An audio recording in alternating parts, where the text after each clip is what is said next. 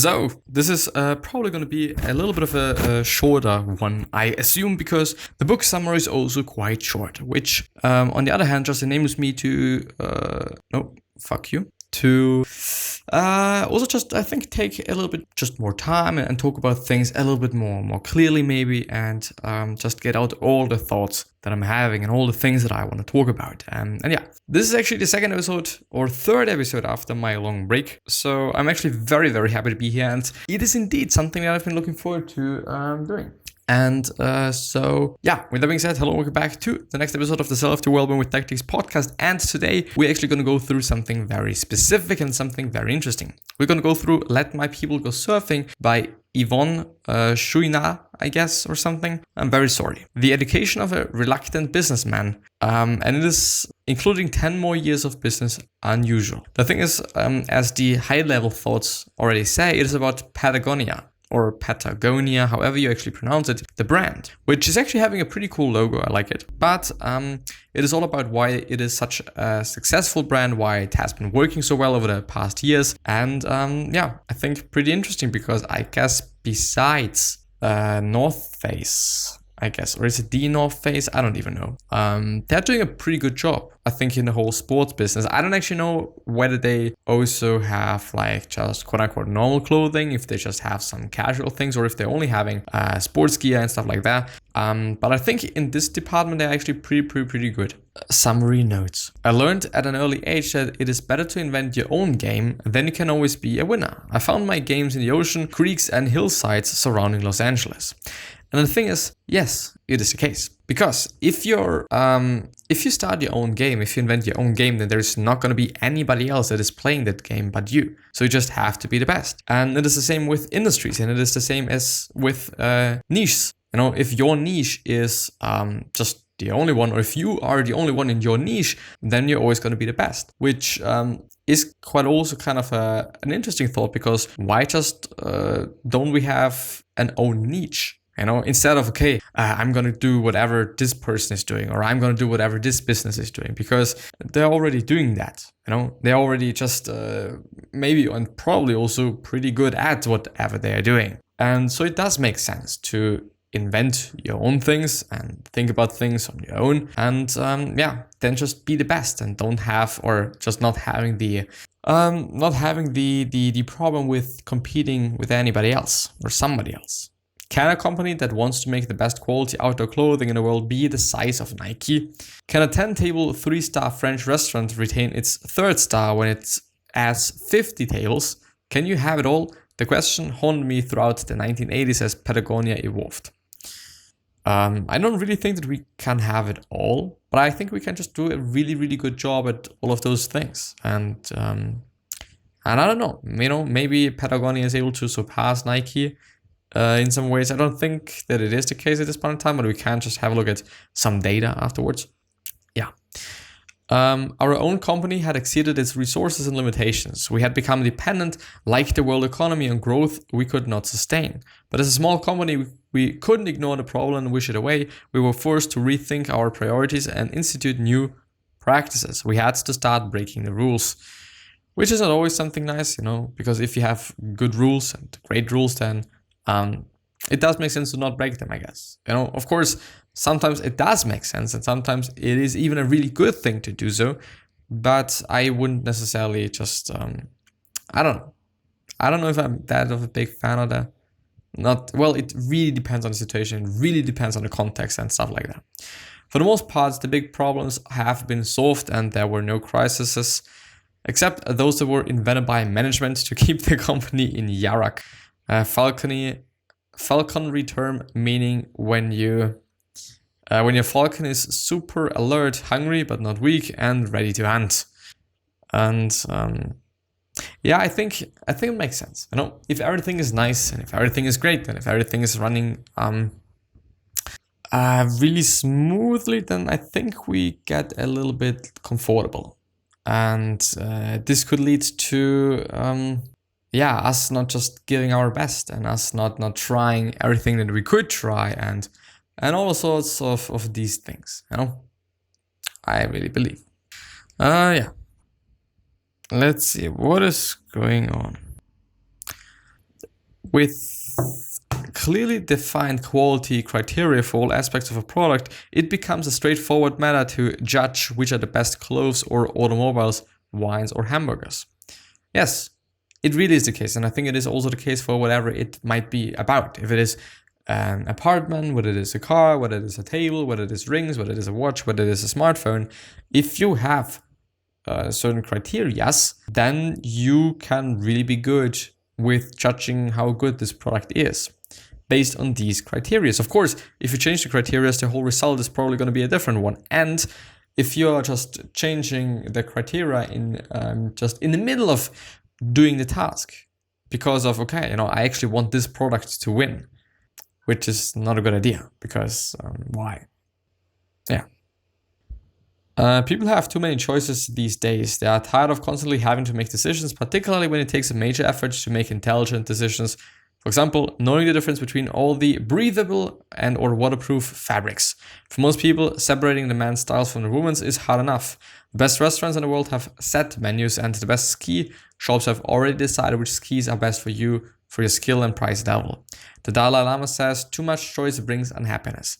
And it is the case. Because, I don't know, and I think this is something that we've all seen in our lives, that when we have just a lot of choices to make, then it often is just not good. Maintain a sense of urgency throughout a company is one of the most difficult challenges in business. The problem is further compounded by having to depend on outside suppliers who may not have the same sense of expediency.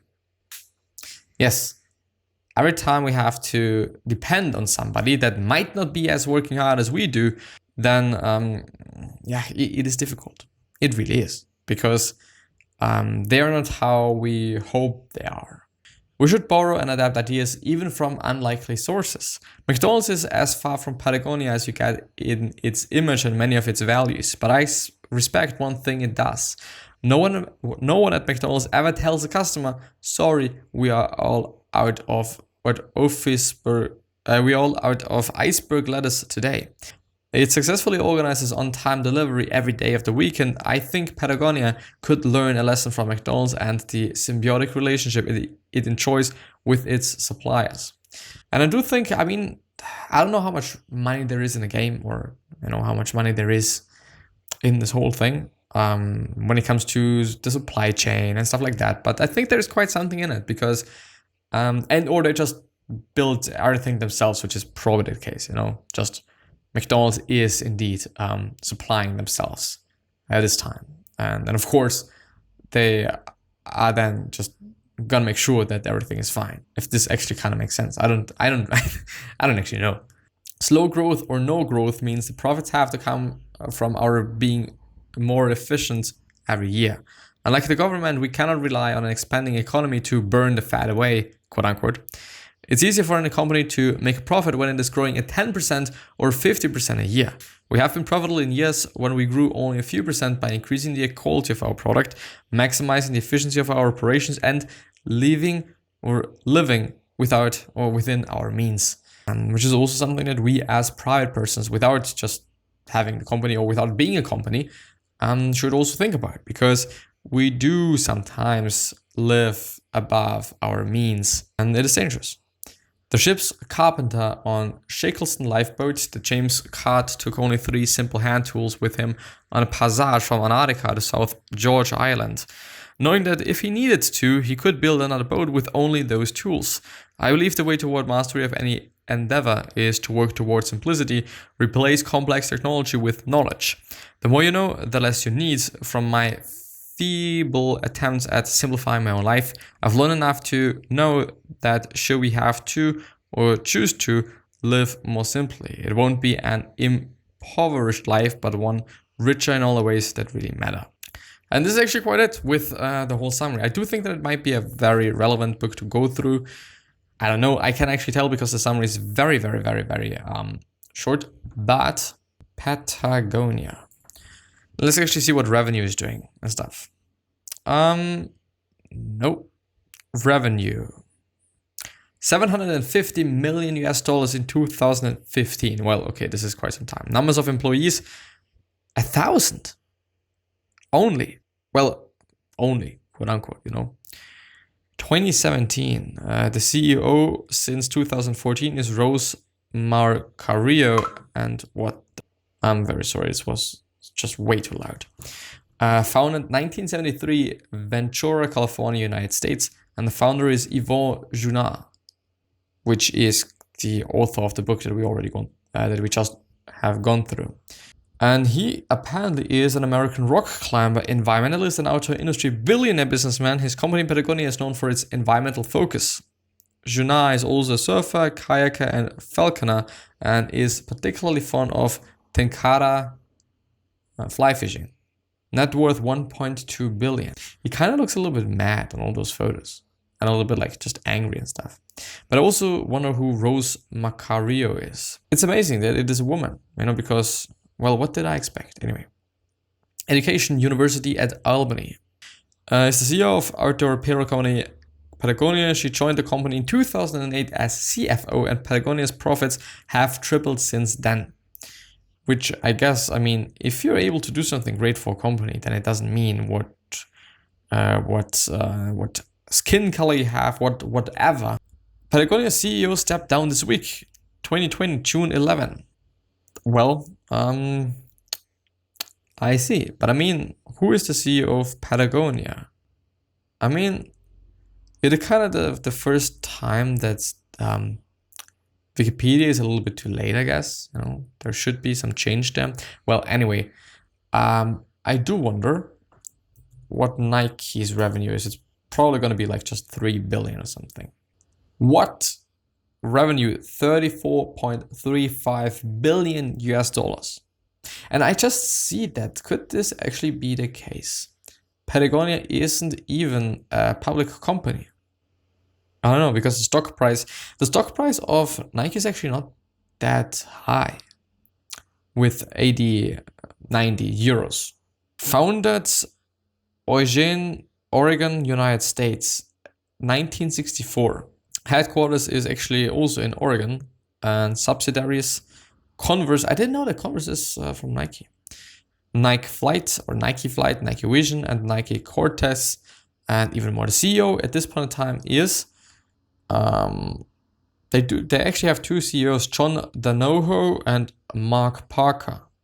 Founders Phil Knight and Bill Bowerman. Let's actually see who John Donahoe is. The second is an American businessman who is the CEO of Nike. Early in his career, he worked for Brain & Company, becoming the firm's president and CEO in 1999. He is on the board of directors at Nike, the Bridge-Span Group, and is chairman of PayPal. That's actually very interesting. He has 4 children. Spouse, education, Stanford Graduate School of Business, Dartmouth College, and so on and so on and so on. He's also having LinkedIn if you want to check him out on LinkedIn. I don't actually know why you want to do that or why you would like to do that, but anyway. And then we're having Mark Parker. He's an American businessman who serves as an executive chairman of Nike Inc. He was named the third CEO of the company in 2006 and served as president and CEO until 2020. So he stepped also down. He's stepping down, yes. 2019. Very interesting. He's having a sibling called Christopher Parker. Interesting. Education, Penn State University and West Hill High School. I do wonder what their salary is. Let's actually have a look at this. Salary. It must be high. 13 million. Actually 14 million. And what about the other dude? No. This is not what I wanted to do. Clearly not. As president and chief executive officer at ServiceNow Inc., John Donahoe made 16 million. Of this total, 750,000, yes, was received as a salary. 905,000 was received as a bonus, and $0 was received in stock options. 15 million was awarded as stock, and 10,000 came from other types of compensation. I see. Paywizard.com. Born 1960. Annual salary is 18.5 million. Monthly 1.5 million. Weekly 300k and daily 71 fucking k. Which is kind of the triple-folded amount of what some people just get in a year, which is insane. I do, by the way, wonder what Mark Zuckerberg is paying himself, just because I'm seeing it. Well, 22.6 million is also something. Monthly 1.8, weekly 400k, daily 860k. With $72 billion, he's quite wealthy, I'm not gonna lie. Overall, Zuckerberg received 1.487 blah blah blah million for 2011, excluding his substantial stake in the company. Effective January 1st, 2013, Zuckerberg will reduce his base annual salary to $1. Okay, I see. Who is there as well? I don't know all of these people. Bobby Murphy, Brain, whatever. Arvind Krishna. Is going to be the CEO of IBM from April. USA Today, May 2019. Most recent annual compensation, 17.6 million. I mean, I gotta have to be, what, wait. Let's have a look at Apple. Because I think that Tim Cook salary, I don't know, or I don't think that Tim Cook is received 3 million in salary in 2019. The same as a year earlier, and a 7.67 million bonus, which was down from 12 million. His total compensation dropped from 136 million in 2018 to 125 million last year, which is also fine, I guess. Does this mean, well, was the other thing just salary just alone, or was it like the whole compensation? Well, I'm not quite sure. Anyway, I think we're gonna just end this episode there. I hope that I've been able to just talk about some things that you are interested in and that are not too boring and stuff. But yeah, I wish you the best health, happiness, and also success, and also hope that you're gonna remind yourself and you're gonna be remembered, which basically means your legacy, and basically means just being a nice person and then being remembered as a nice person, which is a pretty fucking cool thing. And yeah.